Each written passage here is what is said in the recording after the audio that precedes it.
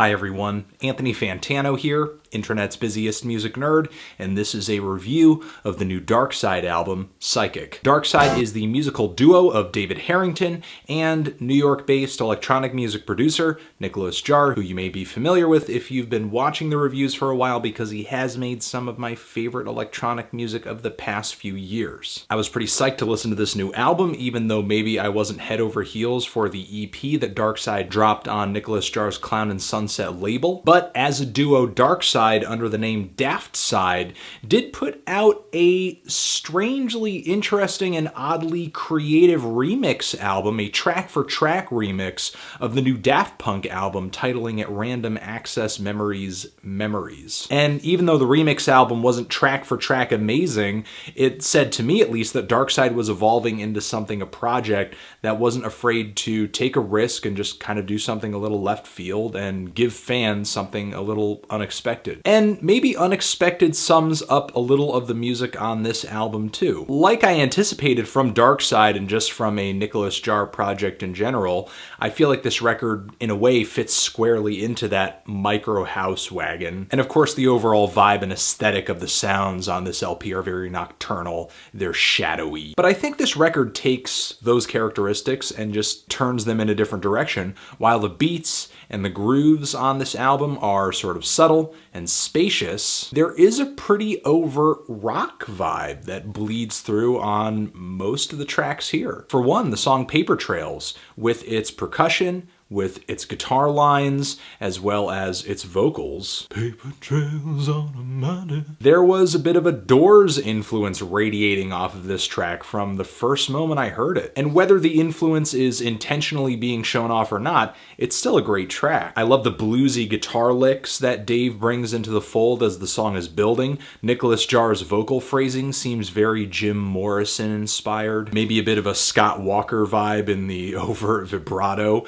in his singing, and there's this weird bassed chorus effect behind his voice, kind of adding this just unsettling, unnerving characteristic to the vocals on this track that, while they were weird the first few times I heard it, I sort of have grown to love it with repeat listens. I also love the subtle keyboards hanging in the background that sort of pop in against the chorus around the 2:30 mark of this song. It's a really beautiful track overall, one of the most melodically interesting songs that I think Nicolas Jaar has been involved with so far. I would say that the song Heart 2 has a rock vibe in it with its crispier drums, as well as its trudging and slowly descending chord progression, with the guitar melodies echoing this really obvious rock influence from the 60s and from the 70s. I would actually even say the melodies and the chord progressions on the closing track here are a little Floydian. Still, even though Darkside does embrace a rock direction on this LP, I would not say this album in any way is in your face or incredibly upbeat. It's still a slow burner. It's still a record that requires a lot of patience. There's really nothing that says you need an attention span for this record like an 11-minute opening track. And the way this opener kicks off with these really warm, kind of sporadic synthesizers, there's a really just ear-tickling fuzzy drone hanging in the background that I like a lot. And with this rock-steady beat just kind of subtly pulsating away in the background, this to me feels more like something I would just expect from Nicolas Jaar. But this moment in the song is merely the intro. After 4 minutes and 30 seconds, Dave Harrington brings in these really dry, prickly guitar leads that just kind of bounce and plink around the mix. I love the heavy groove that this song sort of flows into toward the finish, as well as the build that's backed up with some really high-pitched synths. It sort of explodes and dissipates, fizzles a little bit, and then floats on this very textured outro. It's a fantastically structured song. Stays engaging from beginning to end. And nearly every other song on here is engaging from beginning to end too. I think the most lackluster and maybe least memorable songs on this LP are the two shorter tracks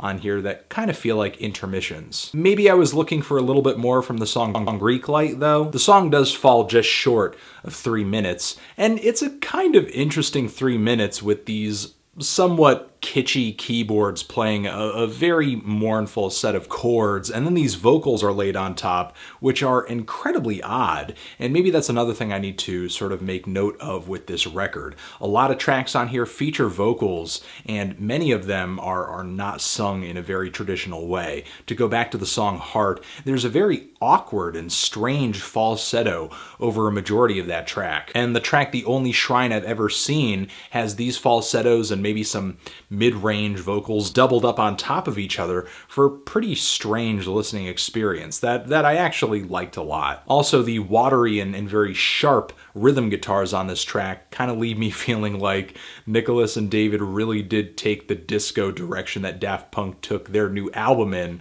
to heart. Overall, not a lot of complaints about this record. A few songs on here, most notably the shorter ones, paled in comparison to others, but still, Nicolas and Dave came together on this album and made a series of tracks that are intensely hypnotic, low-key, and very detailed, with layers of instrumentation and some pretty interesting textures too, especially at the beginning of a track like Freak Go Home, which is mostly an instrumental song that is chock full of all of these odd samples that really could have been lifted from anywhere. Sort of reminds me of his live sets when he samples radio noise or radio static. I am feeling a strong 8 on this album. Transition. But if you've given this Darkside album a listen, what did you think of it? Did you love it? Hate it? Why? What do you think I should review next? And that's it. Darkside, Psychic, forever.